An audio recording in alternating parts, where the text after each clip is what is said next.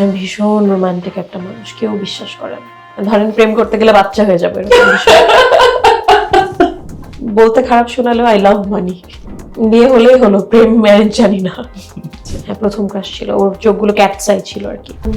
X তিনজন। প্রথম জন না, দ্বিতীয় জন সবচেয়ে ফটকা। সবচেয়ে দামি যে ব্যাগটা, এটা আমি গত বছর আমেরিকা থেকে কিনে নিয়ে এসেছি। অনেকগুলো টাকা জমিয়ে কিনেছি, মোটামুটি 3.5 লাখ টাকার মতো ব্যাগটা। লুইভিটনের একটা ব্যাগ আর কি। বয়ফ্রেন্ড নেই, এবং আমি কখনো কারো থেকে, মানে আমার বন্ধু বান্ধব এবং আত্মীয় স্বজন ছাড়া কারো কাছ থেকে গিফট নিতে পছন্দ করি না। হাজবেন্ড যত টাকা ইনকাম করবে, তবে আমার হাজবেন্ড কয় টাকা কামাবে এটাকে আমি ডিসাইড করে দিব। আর প্রিয় দর্শক, সময়ের আলোর পডকাস্ট রুমে আজকে আছেন একজন প্রতিভাবান শিল্পী মিম চৌধুরী। কেমন আছেন আপনি? ভীষণ ভালো আছি ফরিদ ভাই, thank you for inviting me. Mim, আপনাকে আসলে একজন শিল্পীই বলেছি আমি শুধু। আপনার এতগুলা গুণ, আসলে কোনটা আমি আলাদা করে বলবো সেটাই ভাবছিলাম। আপনি একজন নৃত্যশিল্পী, একজন অভিনয় শিল্পী এবং একজন উপস্থাপিকা। তো এই যে এতগুলো পরিচয়ের মধ্যে কোন পরিচয়টা আপনাকে সবচেয়ে বেশি আন্দোলিত করে? গতকালকে সকালে না, বিকেলে আমি ফেসবুকে একটা পোস্ট করেছি। কোনো একজন দিয়েছেন যে 3জন উপস্থাপিকা এবং 3জন নৃত্যশিল্পী। তো সেখানে আমি লিখেছিলাম যে অভিনয় শিল্পী হিসেবে আমি বেশি পরিচিত হলেও যখন নৃত্যশিল্পী হিসেবে পরিচিতি পাই, তখন একটা অন্যরকম আনন্দ মনে আসে। যেহেতু আমার প্রথম ভালোবাসা নাচ, তো যখন নৃত্যশিল্পী হিসেবে কেউ পরিচয় করিয়ে দেয় তখন ভীষণ ভালো লাগে। কিন্তু আবার আমার সবচেয়ে বড় পরিচয়টা হচ্ছে অভিনয় শিল্পী। তো আমি খুব দোটানার মধ্যে থাকি আসলে এই বিষয়টা নিয়ে। আচ্ছা, এই যে আপনার নাচের মাধ্যমে শোবিজে আসা, শুরুর গল্পটা আমরা একটু সংক্ষেপে শুনতে চাই। বেঙ্গলি নাচো বাংলাদেশ নাচো রিয়ালিটি শো থেকে আমি জয়ী হয়ে পরবর্তীতে ইন্ডাস্ট্রিতে অভিনয়ে আসি। তো এর আগে আমার অভিনয়ের সম্পর্কে কোনো ধারণা ছিল না, অভিজ্ঞতা ছিল না, নাচটাকে ভালোবাসতাম। কিন্তু পরবর্তীতে যখন এখানে পদার্পণ করি তখন থেকে আমি অভিনয়টাকেও খুব ভালোবাসা শুরু করি আর কি। নাচটা কি এখন কম করা হয় একটু? স্টেজ পারফরমেন্স খুব কম করা হয়, কিন্তু প্র্যাকটিসটা একদম আগের থেকে বেশি চলছে এখন আর কি। অভিনয়ের প্রতি তেমন একটা আগ্রহ ছিল না বলে একটা সময় আপনি বলেছিলেন, কিন্তু এখন দেখা যায় অভিনয়ে সবচেয়ে বেশি দেখা যায় আপনাকে। জি, ভালোবাসাটা আস্তে আস্তে গড়েছে আর কি। অভিনয় জগৎটা সম্পর্কে একদমই অজ্ঞ অবস্থায় যখন পাড়া দিয়েছি, তখন যে জিনিসটা না বুঝি সেটাকে একটু অপছন্দই লাগে, অঙ্কের মতো। পরবর্তীতে আস্তে আস্তে যখন বুঝতে শুরু করলাম, একটু ম্যাচিওর হতে শুরু করলাম, কারণ অনেক আর্লি এজ থেকে কাজ শুরু করেছি, তখন দেখলাম যে না, আমি অভিনয়টাকে আসলে খুব ভালোবাসি। যে চরিত্রগুলো আমি প্লে করার সুযোগ পাই, এটা অনেক বড় একটা সুযোগ আর কি। আচ্ছা, 10-এ কত দিবেন একজন মিমকে অভিনয়, উপস্থাপনা এবং নৃত্যশিল্পী হিসেবে? আচ্ছা, উপস্থাপনায় 10-এ 5 দিব, অভিনয়ে 10-এ 6 দিব, নাচে 10-এ 7 দিব। বাহ! আচ্ছা। আরেকটা বিষয়ের কথা বলি। আপনি কুমিল্লা থেকে উঠে আসা মেয়ে। কুমিল্লার মানুষজনকে অনেকে ইতর বলে থাকে। সো এটা নিয়ে আসলে আপনার মতামত কি? আমার ব্যক্তিগতভাবে গায়ে লাগে না কেন, আমার জন্ম বেড়ে ওঠা পুরোটাই ঢাকায়। যার কারণে যখনই আমাকে বলে, আমি বলি, আমার তো দাদু বাড়ি কুমিল্লা, আমি তো জন্মগত ঢাকার। সো আমি জিনিসটাকে গায়েই লাগাই না কোনোভাবেই। আচ্ছা। কিন্তু এটার বিরুদ্ধে কি আপনি কখনো? না না, আমি যখন বিরুদ্ধে কথা বলতে যাবো তখন মানুষ শুধু শুধু তর্ক করে, বলি হ্যাঁ ঠিক আছে ইতর। আচ্ছা, ভালোবাসা এক্সপ্রেস নামে একটা মুভিতে আপনি কাজ করেছেন এবং সেখানে ছিল মেগাস্টার সাকিব খান। জি, সো সেই গল্পটা শুনতে চাই। আমি তখন ক্লাস 9 থেকে 10-এ উঠি। 14 বছর বয়স ছিল হ্যাঁ, তখন। 15 ছিল আর কি। 15 বছর বয়সে আমি মুভিটা শুট করি, এবং মুভিটা আমার জন্মদিনের দিন পরবর্তী বছরে রিলিজ পায়, এবং তখন আমি এসএসসি পরীক্ষার জন্য প্রিপারেশন নিচ্ছি। তো সব মিলে জীবনে এত কিছু ঘটছিল ওই সময়টার কথা যখন এখন চিন্তা করি খুব ভালো লাগে, কিন্তু তখন খুব প্রেশারের মধ্যে দিয়ে গেছি আর কি। মানে এই যে এত অল্প বয়সে সিনেমার নায়িকা হয়ে যাও, তাও মেগাস্টার শাকিব খানের। সো মানে বিষয়টা আপনি কিভাবে ফিল করছিলেন তখন? তখন আমার কোনো ফিল ছিল না, সত্যি কথা বলতে কোনো ফিল ছিল না, কারণ খুব আর্লি একটা এজে নতুন করে ইন্ডাস্ট্রিতে পাড়া দেওয়ার সাথে সাথে একটা ফিল্মের সুযোগ পাওয়া, তো সবকিছু ঘোরের মধ্যেই ছিল। পড়াশোনা চালিয়ে যাওয়া, একটা ফিল্মে কাজ করা, তারপর নাচ করা, অভিনয় করা, সব মিলে আমি একটা খুব ব্যস্ত সময় পার করেছি। কিন্তু এখন যখন আমি রিকল করি বিষয়টা, আমার কাছে এত বড় একটা বিষয়, এত বড় একটা অ্যাচিভমেন্ট এটা, এখন যখন আমাকে কেউ বলে তখন আমি খুব প্রাউড ফিল করি। তখন কেমন যেন একটু ভয় ভয় লাগতো যখন মানুষ জিজ্ঞেস করতো যে এই ফিল্মে, আমি খুব লজ্জা পেতাম। বাট এখন আমি ভীষণ প্রাউড ফিল করি বিষয়টা নিয়ে। কিমের সাথে কাজ করার অভিজ্ঞতা কেমন ছিল? অসম্ভব ভালো, অসম্ভব ভালো। ওনার সাথে আমি তখন যখন কাজ করেছি, আমি ব্যক্তি শাকিব খান, মেগাস্টার শাকিব খান কোনো তফাৎ পাইনি, কারণ উনি ভীষণ ডাউন টু আর্থ একটা মানুষ। ভীষণ রকম কেয়ারিং একটা মানুষ, ভীষণ কোঅপারেটিভ একটা আর্টিস্ট, এবং তার মধ্যে আমি কখনো অতিরিক্ত গাম্ভীর্য দেখিনি। খুব সাদামাটা মানুষ, মানুষের মনটাকে জয় করে নেওয়ার জন্য যা দরকার সবকটা কোয়ালিটি ছিল। ইভেন ওনার সাথে আমার 10 বছর পরে দেখা হয়েছে দেশের বাইরে একটা অনুষ্ঠানে, তখন আমি তাকে একই রকম দেখেছি। তো একটা মানুষ কতটা কনসিস্টেন্ট হলে সে আসলে বাংলাদেশের মেগাস্টার এতগুলো বছর ধরে টিকে থাকতে পারে। একদম সত্য কথা। ওই কাজটা নিয়ে ততটা আওয়াজ হয় নাই কেন, বা কাজটা কি ব্লকবাস্টার হয় নাই কেন বলে মনে হয় আপনার? 2014 সালে রিলিজ পায় এবং ব্লকবাস্টারই ছিল, এবং সেই কাজটা এখনো মানুষ ভীষণ পছন্দ করে। কিন্তু তখন সোশ্যাল মিডিয়াটা অনেক বেশি অ্যাক্টিভ ছিল না, তো যার কারণে খুব ব্লকবাস্টার হলো সেটাকে নিয়ে অতিরিক্ত আওয়াজ হতো না, এটাই ছিল ইস্যু। বাট মুভিটা ব্যবসা সফল একটা মুভি ছিল, খুব ভালো গিয়েছে, এবং এখন পর্যন্ত ঈদে যদি টেলিভিশন চ্যানেল ছাড়া হয় এই মুভিটা আমি দেখতে পারি। এছাড়াও আপনি আমাদের এই সময়কার অভিনয়ের শক্তিশালী অভিনেতা মোশাররফ করিমের সাথে আপনি নিয়মিত কাজ করছেন। মোশাররফ করিমের সাথে কাজের অভিজ্ঞতা শেয়ার করবেন। একটা বিষয় খেয়াল করে দেখেছি যে আমি কাজের ক্ষেত্রে অসম্ভব লাকি, কারণ খুব গুণী গুণী মানুষদের সাথে আমি কাজ করার সুযোগ পেয়েছি। মোশাররফ ভাইয়ের সাথে কাজ করার অভিজ্ঞতাটা আমি সবসময় যেটা বলি যে আমি অনেক কিছু শিখি। আমার কাছে মনে হয় ওনার সাথে কাজ করার সুযোগ মানেই হচ্ছে শেখার একটা সুযোগ। তো আমি যখন ওনার সাথে কাজ করার সুযোগ পাই তখনই আমার মনে হয় যে নতুন করে কিছু শেখার আমার একটা আগ্রহ তৈরি হয়, এবং আমি নতুন কিছু না কিছু শিখতে পারি। আমরা যতটুকু জানি মিম বই পড়তে পছন্দ করে, শেষ কোন বইটা পড়েছেন আপনি? আমি খুব বেশি ফিকশন পড়তে পছন্দ করি, খুব বেশি ফ্যান্টাসি জনরা পড়ি, রোম্যান্স জনরা পড়ি। তো রিসেন্টলি আমি যে বইটা পড়ছি এটার নাম হচ্ছে ফ্যান্টম, এইচ.ডি. কার্লটনের একটা বই। বলতে লজ্জা লাগলেও বাংলা আমি একটু কম পড়তে পারি আর কি, বাংলা আমি একটু কাঁচা, যেহেতু ইংরেজির ছাত্রী, তো ইংরেজি বই একটু বেশি পড়া হয় আর কি। মানে বাংলায় কাঁচা কেন? বাসায় কি বাংলা ভাষায় কথা বলা হয় না? সব ভাষায় কথা বলে, আমি বাংলা বানান একটু কম করতে পারি। অনেক শব্দ আছে যেগুলো আমার কাছে মনে হয় যে এখনো শুটিং এর স্ক্রিপ্টে কিছু কঠিন শব্দ থাকলে আমি জিজ্ঞেস করি যে এটার মানে কি। থাকে না, মানুষ ভাষা তো ভাব প্রকাশের মাধ্যম। আমি কেন যেন মনে হয় যে ইংরেজি ভাষাটাতে নিজের ভাবটা একটু বেশি ভালো করে প্রকাশ করতে পারি, অথবা সেটার সাথে একটু বেশি রিলেট করতে পারি। বাংলা ভাষার প্রতি আমার এমন না যে ভালোবাসা নেই, আন্তরিকতা নেই, সবই আছে, ওই ভাষাটা আমাকে একটু বেশি টানে, এই আর কি। 21শে ফেব্রুয়ারি কি দিবস? আন্তর্জাতিক মাতৃভাষা দিবস। চমৎকার। না, এতটুকু সাধারণ জ্ঞান আছে। আচ্ছা, মিম ব্যাগ, ঘড়ি, অর্নামেন্টস, কাপড় চোপড়, জুতো কিনতে পছন্দ করে বা কালেকশনে রাখতে পছন্দ করে। মিমের সবচেয়ে দামি ব্যাগের দাম কত? কাপড় চোপড় জুতো না, আমি ব্যাগ, ঘড়ি আর পারফিউমের তিনটা জিনিসে একটু শৌখিন হয়েছি ইদানিং। তো সবচেয়ে দামি যে ব্যাগটা, এটা আমি গত বছর আমেরিকা থেকে কিনে নিয়ে এসেছি। অনেকগুলো টাকা জমিয়ে কিনেছি, মোটামুটি 3.5 লাখ টাকার মতো ব্যাগটার দাম। আচ্ছা। লুভিটনের একটা ব্যাগ আর কি। আচ্ছা, আর সবচেয়ে দামি ঘড়ির দাম কত? ঘড়ি খুব বেশি দামি কিনি না, ঘড়ি হয়তো বা হবে 20,000 টাকা। কিন্তু কোথায় যেন শুনেছি আপনি 50,000 টাকার ঘড়ি পরেছেন। পড়েছি, গিফট পেয়েছি। পড়েছি তার মানে যে আমার নিজের কিনতে হবে এটা কি? বয়ফ্রেন্ড কি কি গিফট করে?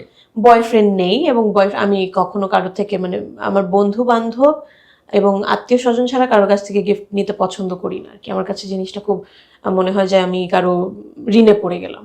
তো এই যে মিম এত দামি দামি জিনিসপত্র, ভালো ব্র্যান্ডেড জিনিসপত্র পছন্দ করেন আপনি নিজের কাছে রাখতে, তো আপনার হাজবেন্ড, উড বি হাজবেন্ড আসলে কত টাকা ইনকাম করবে?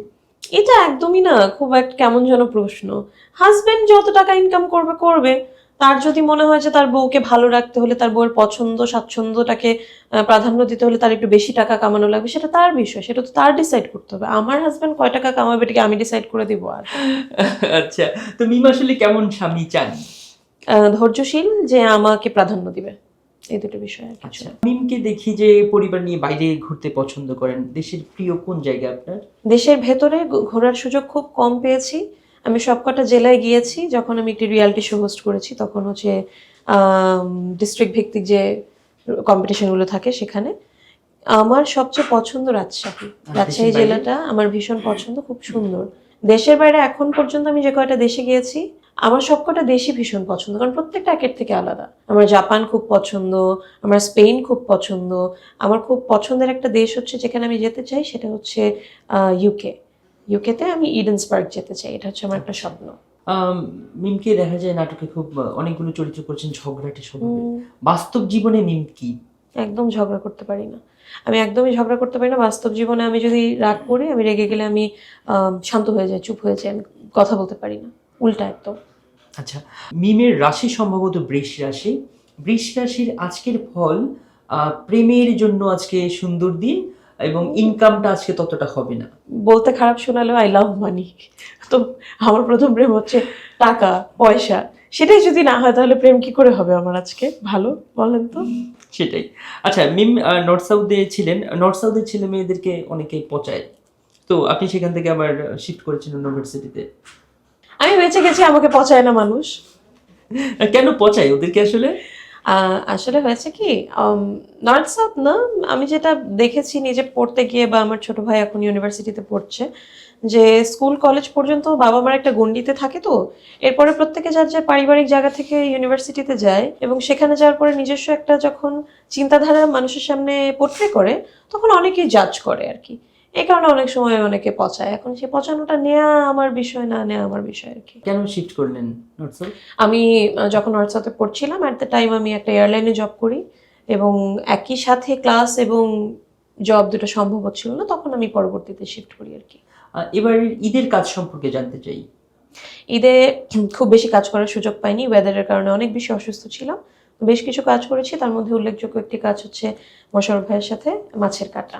মিম, যদি আগামী 1 বছর আপনার শুধুমাত্র একজনের সাথে কথা বলতে হয়, কাকে বেছে নেবেন? আমার ছোট ভাই। আচ্ছা, শেষ কবে কাকে বলেছেন ভালোবাসি? মাকে বলেছি জন্মদিনের দিন তার। আচ্ছা, আপনার মোবাইলে সবচেয়ে উদ্ভট কি নামে সেভ করা, কার নাম? আমার একটা ফ্রেন্ডের নাম সেভ করা হারামি। প্রেম করে বিয়ে করবেন নাকি অ্যারেঞ্জ করে? বিয়ে হলেই হলো, প্রেম ম্যারেজ জানি না। ধরুন আপনি আলাদিনের প্রদীপ পেলেন, 3টা ইচ্ছে পূরণ করতে পারবেন, ইচ্ছে 3টা কি হবে? প্রতি মাসে 1 লাখ টাকা ইনকাম, বাবা মা সুস্বাস্থ্য, এবং আমার ছোট ভাইয়ের জীবনটা ভালো থাকুক। আপনার অ্যাকাউন্টে যদি এই মুহূর্তে দেখতে পান 20 কোটি টাকা চলে আসছে, মানুষ আসলে টাকা পেলে দুটো কাজ করে, একটা হলো কাজের কাজ করে আর একটা হলো অকাজ করে। আপনি প্রথম বলবেন কোন অকাজটা করবেন এবং কোন কাজটা করবেন? কাজ করব হচ্ছে, আমি একটা ফ্ল্যাট কিনবো, অথবা 20 কোটি টাকায় যে কটা ফ্ল্যাট আসে কিনবো, ওগুলো সে ভাড়া উঠায় খাবো আর কি।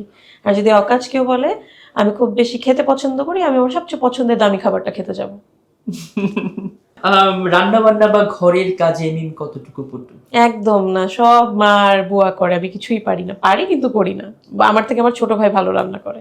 আর যদি এমন কোনো সময় আসে আশেপাশে কেউ নাই রান্নার করার মতো এবং ডেলিভারি অ্যাপসগুলোও বন্ধ আছে, তখন কি করবেন? ও না, আমি সব রান্না করতে পারি, কিন্তু খুব ভালো মানে পারি না। আচ্ছা, মানে বেঁচে থাকার জন্য যতটুকু যতটুকু দরকার। যদি আপনি একদিনের জন্য অদৃশ্য হতে পারেন, তবে কার ঘরে গিয়ে আড়ি পাতবেন? কারো ঘরে না, আমার নিজের ঘর খুব পছন্দ। আমার কারো মানুষের বিজনেস সম্পর্কে আমার কোনো আগ্রহই নেই। আচ্ছা, মিমের সেলিব্রিটি ক্রাশ কে?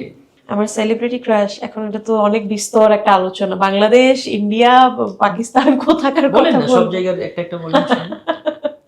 আচ্ছা, আমার সেলিব্রিটি ক্রাশ, আমার ওরকম বিটিএস এর প্রত্যেকটা আর্টিস্ট আমার সেলিব্রিটি ক্রাশ। বিটিএস? আচ্ছা, আমি একদমই আশা করি না যে আপনি বিটিএস এর ও, কথা আমি বলবেন। পাগল বিটিএস এর। আচ্ছা, আর বাংলাদেশের? বাংলাদেশের সালমান শাহ। শেষ কবে নিজের নাম গুগলে সার্চ করেছেন এবং উদ্ভট কোনো কিছু দেখেছেন সেখানে? না, আমি সার্চ করি না, এখনো একদমই search না, করেন? একদমই না। আচ্ছা, শাকিব খান নাকি নিশো, কার ভক্ত মিম? শাকিব খান। কেন? কারণ ওনার সাথে আমি ব্যক্তিগতভাবে কাজ করার সুযোগ পেয়েছি। নিশু ভাইকে আমি শুধু স্ক্রিনে দেখেছি, তাই শাকিব খান আগে আমার কাছে। এখন যদি আপনার কাছে দুটো কল আসে সিনেমার, শাকিব এবং নিশো, দুটো একই সাথে শিডিউল দিতে হবে, কাকে দেবেন? শাকিব খান। নিশোকে কেন নয়? অবশ্যই নিশু ভাইকে আমি দিতে চাই, কিন্তু আমার কাছে সিনেমা যদি আমাকে পরবর্তীতে এতগুলো বছর পরে কেউ করতে বলে, শাকিব খান ডেফিনেটলি। মেগাস্টার বলে? না, যার সাথে আমি আগে কাজ করে এসেছি, আমি তার সাথেই আবার কাজ দিয়ে শুরু করতে চাই। আপনার কোনো একজন কোয়ার্টিস্টের একটা সিক্রেট বলেন। কোয়ার্টিস্টের সিক্রেট, আমার কোয়ার্টিস্টরা কেউ আমাকে সিক্রেট বলে না, কারণ আমি খুব প্রফেশনাল, কারোর সাথে আমার সেরকম সম্পর্কই না। আচ্ছা, সবচেয়ে বেশি টাকা খরচ করেন কোন অকাজে? খাবার, খাবার, ফাস্ট ফুড। আচ্ছা, নিজের সম্পর্কে একটা সিক্রেট বলুন। আমি ভীষণ রোমান্টিক একটা মানুষ, কেউ বিশ্বাস করে না।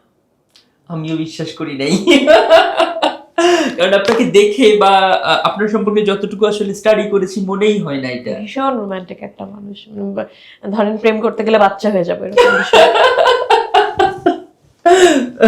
ঠিক আছে, প্রেম করতে গেলে বাচ্চা হয়ে যাবে, এতটুকু রোমান্টিক। ঠিক আছে, আমরা অন্য প্রসঙ্গে যাই। মিমের আসলে প্রথম ক্রাশ কে ছিল, সে কি জানে? আমার প্রথম ক্রাশ, হ্যাঁ সে জানে। আমার স্কুলের একটা মানে টিচার? না, টিচার না, এক ক্লাস সিনিয়র একটা ছেলে। আচ্ছা, হ্যাঁ, প্রথম ক্রাশ ছিল, ওর চোখগুলো ক্যাটস আই ছিল আর কি। আচ্ছা, হঠাৎ করে যদি আপনি তার সামনে পড়ে যান এখন, তাকে কি বলবেন?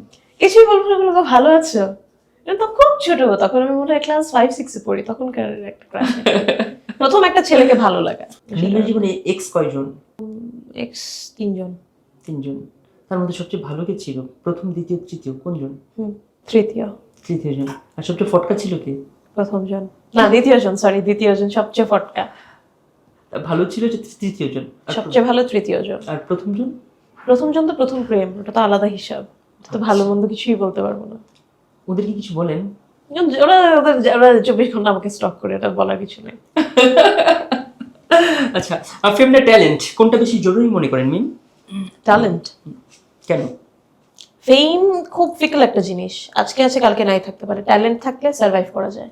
আপনি যদি একদিনের জন্য কোনো সেলিব্রিটি হতে চান, কে হবে? সাদিয়া ইসলাম মৌ। কেন? I love her.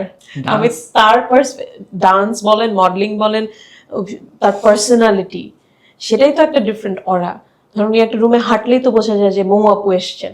সো ওনার পার্সপেক্টিভটা কিরকম সেটা আমি একটু দেখতে চাই, সেজন্য। এমন কোনো অভ্যাস আছে যেটা কেউ জানে না? এমন কোনো অভ্যাস যেটা কেউ জানে না? না, নট নেসেসারিলি সেরকম কোনো হ্যাবিট আছে আমি মনে করি। ম্যারি, ডেট, কিল, তৌসিফ, জোবান, ফারহান। ম্যারি, ডেট, কিল, দুজনের সাথে আমি কাজ করেছি, একজনের সাথে আমি কখনো কাজ করিনি। ম্যারি জোবান, ডেট ফারহান, কিল তৌসিফ। কেন? আমি ওনাকে প্রথমত ব্যক্তিগতভাবে চিনি না। কাকে? তৌসিফ ভাইকে। আচ্ছা।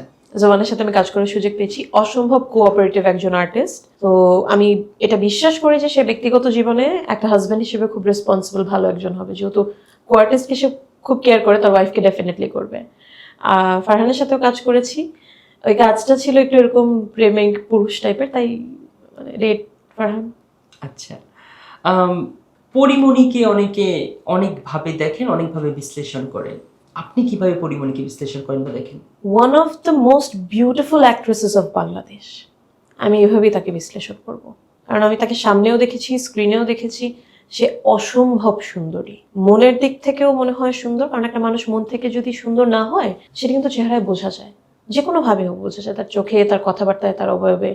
আমি তাকে খুব অসম্ভব সুন্দরী একটা নায়িকা হিসেবে জানি বাংলাদেশে। আপনি একটু আগে বললেন আপনি যথেষ্ট রোমান্টিক। সো রোমান্টিকের হওয়ার জন্য ভেতরে প্রেম বোধটা থাকতে হয়। আপনার কাছে প্রেম মানে কি? আমার কাছে প্রেম মানে সব ধরনের অনুভূতি।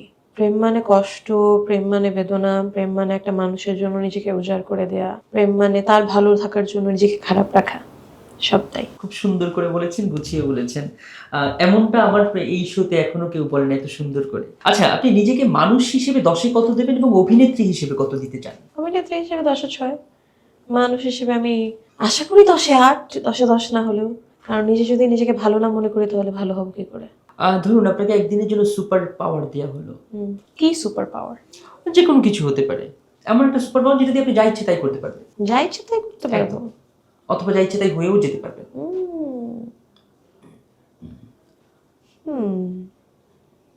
Very tough question. এটা কি বলবো?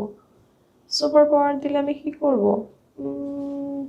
আমাকে যদি কোনো একটা সুপার পাওয়ার দেওয়া হয়েছে, যে মানুষগুলো আমার জীবন থেকে চলে গেছে, যারা আল্লাহর কাছে চলে গেছে, এদের সাথে যদি একটা বার দেখা করাতে পারতো, শেষ একটা বার। প্রিয় কেউ কি চলে গেছেন? আমার খালা, আমার আপন ছোট খালা, আমার 4 বছরের বড় ছিলেন, ক্যান্সার, উনি 2010 সালে চলে গেছেন। ওর সাথে যদি আমি একটা বার কথা বলতে পারতাম। নিশ্চয়ই তিনি জান্নাতে আছেন এবং ভালো আছেন। মিম, এবার আমরা একটা অন্য প্রসঙ্গে কথা বলি। অনেকের জীবনে প্যারানরমাল কিছু অ্যাক্টিভিটিস ঘটে থাকে অনেকের সাথে। আপনার সাথে কি ধরনের কিছু ঘটেছে? হ্যাঁ, একটু শুনতে চাই আমরা। আমার সাথে ঘটেছে বলতে, আমার সাথে একটা সার্টেন টাইম পর্যন্ত নানা ধরনের প্যারানরমাল অ্যাক্টিভিটি ঘটেছে। আমরা যে বাসায় ছিলাম, ভাড়া থাকতাম, ওই বাসায় আমার তো 3-4 জোড়া ঘুঙুর, এক জোড়া ঘুঙুর অনেকদিন ধরে পাচ্ছি না। হঠাৎ করে একদিন বাসায় কারেন্ট চলে গেল। আমি, আমার মা, আমার ছোট ভাই বসা এবং আমাদের আরেকটা আত্মীয় বসা।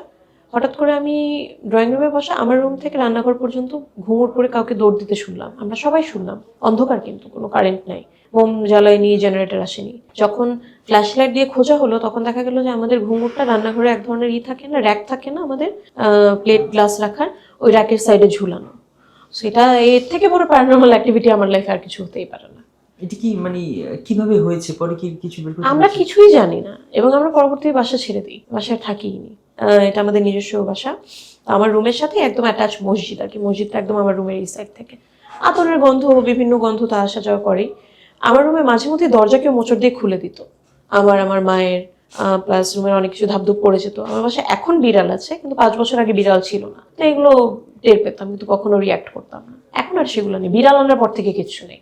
আচ্ছা, মানে বিড়াল আনার পরে এই না, বিষয়ে আর কোনো অ্যাক্টিভিটি আমরা পাইনি কখনো। কথায় কথায় অনেক সময় পার করলাম, অনেকক্ষণ কথা বলে ফেলেছি, কিন্তু আমার কাছে মনে হচ্ছিল আমরা বোধহয় খুব অল্প সময় কথা বলেছি, একদমই তাই। তাই না? আচ্ছা মিম, আমরা আপনার কোনো একটা পারফরমেন্স দেখতে চাই বা শুনতে চাই, আপনি কি করবেন? আবৃত্তি, গান, আমি আবৃত্তি পারি না, গানও গাইতে পারি না, এবং তার মধ্যে ঠান্ডা লেগেছে, নেচে যে দেখাবো ওই অপশনটা নেই। হ্যাঁ, তাহলে আজকের জন্য আমাকে ক্ষমা তাহলে কি করতে করবেন হবে। একটা সংলাপ? সংলাপ, একটা সংলাপই মনে পড়ছে, সেটা হচ্ছে মোশাররফ ভাইয়ের সাথে একটা নাটকে পানি খাসবেন, মুরগির ডিম বেশ ফেমাস হয়েছিল, এবং সেটা আমার মাথায় রয়ে গেছে, কারণ ওটা আমাদেরই ইনভেন্ট করা ছিল ওই মুহূর্তে। তো একটা পর্যায়ে ভাত খেতে বসে মুরগির পা দিয়েছি প্লেটে, মোশাররফ ভাই বলছে, এই মুরগির ঠ্যাং দিও না তো। কেন, মুরগির ঠ্যাঙে কি সমস্যা, দাও আমাকে দাও।